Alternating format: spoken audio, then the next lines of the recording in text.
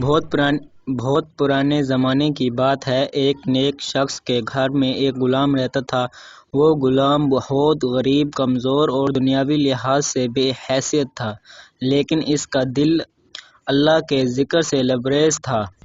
الصلاۃ والسلام علیک یا رسول اللہ، الصلاۃ والسلام علیک یا حبیب اللہ، الحمدللہ رب العالمین۔ ایک دن اس کے آقا نے اس سے کہا، تم میرے ساتھ برسوں سے رہ رہے ہو، کبھی مجھ سے کوئی چیز نہیں مانگی، کیوں؟ غلام نے آنکھوں میں آنسو بھر کر جواب دیا، میں کس سے مانگوں؟ آپ بھی بندے ہیں اور میں بھی بندہ ہوں، میں تو صرف اللہ سے مانگتا ہوں۔ اگر اللہ مجھے کچھ دے گا تو کوئی مجھ سے چھین نہیں سکتا، اور اگر اللہ نہ دے تو کوئی مجھے دے نہیں سکتا۔ یہ سن کر آقا کی آنکھوں سے آنسو بھی بہنے لگے۔ اس نے کہا، اے میرے غلام، تم نے مجھے یاد دلایا کہ اصل بادشاہ تو اللہ ہے۔